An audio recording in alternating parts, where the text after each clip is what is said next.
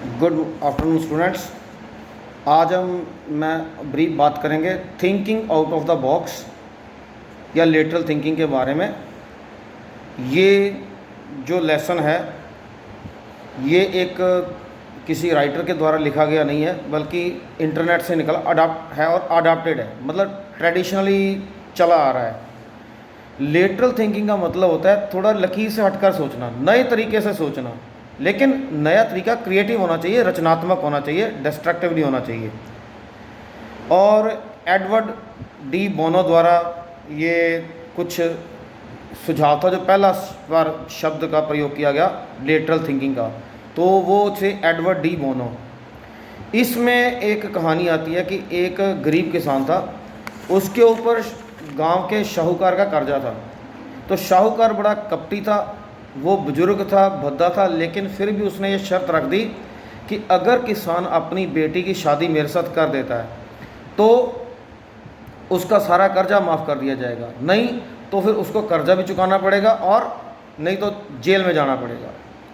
अब किसान के पास पैसे नहीं थे कि वो कर्जा चुका सके, जेल भी वो नहीं जाना चाहता था, और अपनी बेटी की शादी इस बुढ़े से भी नहीं करना चाहता था। तो उसने अपनी बेटी से बात की, बेटी भी बड़ी परेशान। अब खेत में उसने एक दिन बुलाया, कहता है ऐसा करते हैं, इस बैग में मैं 2 पत्थर रखूँगा, एक काला एक सफ़ेद। अगर आपकी बेटी काला पत्थर उठाती है तो इसका मतलब है कि वो मेरे से शादी करने को तैयार है और मेरी आपकी बेटी के साथ शादी हो जाएगी। अगर वो सफ़ेद पत्थर उठाती है तो इसका मतलब कि वो मेरे साथ शादी करने को राज़ी नहीं है, लेकिन फिर भी आपका कर्जा माफ़ कर दिया जाएगा। और लेकिन जो शाहूकार था वो बहुत कपटी था, उसने क्या किया, दोनों ही काले पत्थर रख दिए। और अब लेकिन लड़की ने क्या किया, उसने भी एक पत्थर उठाया और दूर फेंक दिया, इतनी दूर कि पता ही ना चले। तो वह कौन सा पत्थर फेंका, तो वो बोले ये काला पत्थर इसमें पड़ा है, इसका मतलब मैंने सफ़ेद का पत्थर चुना और उसी को फेंक दिया।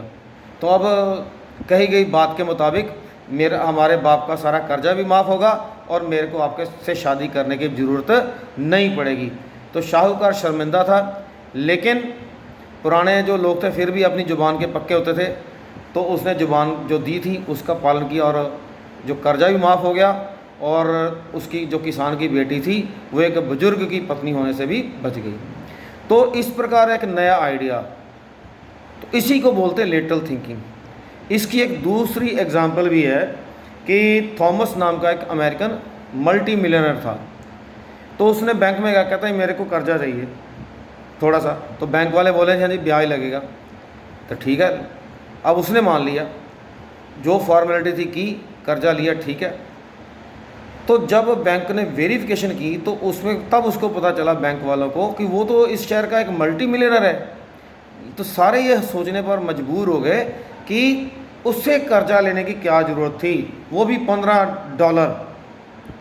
और वो 15 दिन बाद आया, कहता जी हाँ जी मैंने गाड़ी लेनी। कहते कर्जा चुकाइए। उसने कर्जा दिया, विद इंटरेस्ट पैसे दिए, कहता गाड़ी लाइए। बैंक ने गाड़ी ला दी, गाड़ी। लेकिन बैंक के मैनेजर ने पूछ लिया कि आप इतने बड़े रईस हैं तो आपको ये $15 कर्जा लेने की ज़रूरत क्या पड़ गई। कहते बात ये है कि किसी भी पार्किंग में मैं गाड़ी खड़ी करूं 15 दिन के लिए, वो महंगी पड़ती है, और आपका अगर मैं ब्याज भी दे दूं तो भी मेरे को सस्ती पड़ती है। दूसरा, मेरे को पता है कि अगर आपने किसी की गाड़ी को गिरवी रखा है और उसे कर्जा दिया है तो आप उस चीज़ की बड़ी देख रेख अच्छी करते हो। पार्किंग में, किसी भी पार्किंग में उस गाड़ी की देख रेख अच्छी नहीं होती। तो इन 2 कारणों से मैंने सोचा कि मैं आपसे के बैंक से कर्जा ले लेता हूँ। तो देखा कि इंटरेस्ट जितना बनता है वो सस्ता भी पड़ता है और गाड़ी की देख रेख भी अच्छी होती है, तो मैंने ये फ़र्क कर दिया। तो क्या कभी किसी ने सोचा था कि कोई ऐसा भी सोचेगा? नहीं सोचा था। तो जो नई थिंकिंग लानी, क्रिएटिव थिंकिंग, तो that is called lateral thinking. So इसकी ये ब्रीफिंग है और इसके मैंने क्वेश्चंस आपके साथ शेयर किए हैं जो पेपर में आने वाले हैं, वही स्टाइल है। तो kindly learn them by heart and the test will be conducted on Monday from lesson number 1st, 2nd and 3rd, and second lesson I am going to share. Thank you very much. See you again.